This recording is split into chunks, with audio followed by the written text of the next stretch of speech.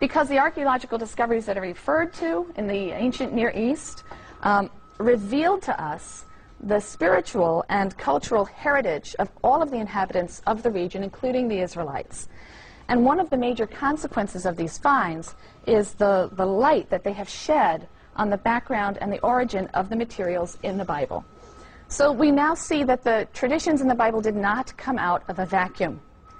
The early chapters of Genesis, Genesis 1 through 11, they're known as the primeval history, which is a very unfortunate name because these chapters really are not best read or understood as history in the conventional sense. But these 11 chapters owe a great deal to ancient Near Eastern mythology.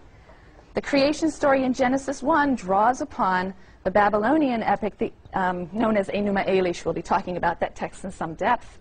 The story of the first human pair in the Garden of Eden, which is in Genesis 2 and 3, has clear affinities with the Epic of Gilgamesh. That's a Babylonian and Assyrian epic in which a hero embarks on this exhausting search for immortality. The story of Noah and the flood, which occurs in Genesis 6 through 9, is simply an Israelite version of an older flood story that we have found copies of, a Mesopotamian story called the Epic of Atrahasis, a flood story that we also have incorporated in the Epic of Gilgamesh. Biblical traditions have roots that stretch deep into earlier times and out into surrounding lands and traditions. And the parallels between the biblical stories and ancient Near Eastern stories that they parallel has been the subject of intense study. However, it isn't just the similarity between the biblical materials and the ancient Near Eastern sources that is important to us. In fact, in some ways, it's the dissimilarity that is remarkably important to us. The biblical transformation of a common Near Eastern heritage in light of its radically new conceptions of God and the world and humankind.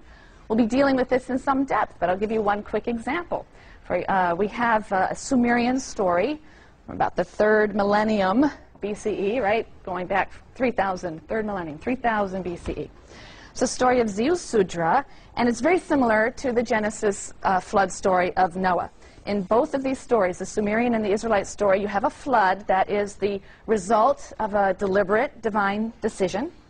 One individual is chosen to be rescued. That individual is given very specific instructions on building a boat. He's given instructions about who to bring on board. The flood comes and exterminates all living things. The boat comes to rest on a mountaintop. The hero sends out birds to reconnoiter the land. When he comes out of the ark, he offers a sacrifice to the god. The same narrative elements are in these two stories. It's just wonderful when you read them side by side.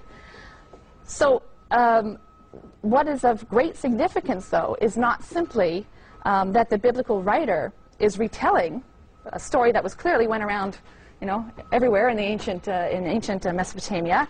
They were transforming the story so that it became a vehicle for the expression of their own values and their own views. In the Mesopotamian stories, for example, the gods act capriciously. The gods act on a whim. In fact, in one of the stories, the gods say, "Oh, people, they're so noisy, I can't sleep. Let's wipe them all out." Right? That's the rationale. There's no moral scruple. They destroy these helpless but stoic humans who are chafing under their tyrannical and unjust and uncaring rule. In the biblical story, when the Israelites told the story, they modified it. It's God's uncompromising ethical standards that lead him to bring the flood in an act of divine justice.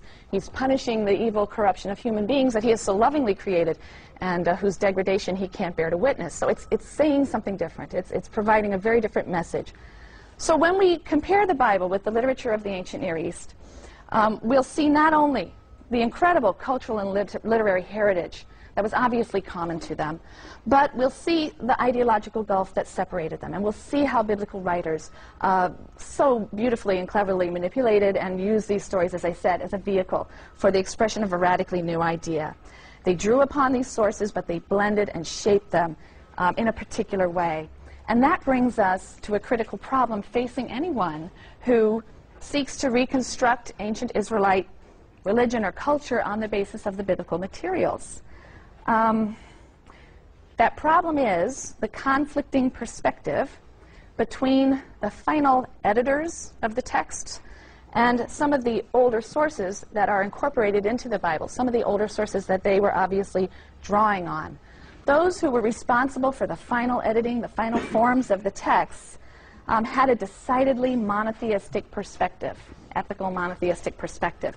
And they attempted to impose that perspective on their older source materials. And for the most part, they were successful, but at times the result of their effort is a deeply conflicted, deeply ambiguous text. And again, that's going to be one of the most fun things for you as readers of this text, if you're alert to it, if you're ready to listen to the cacophony of voices that are within the text.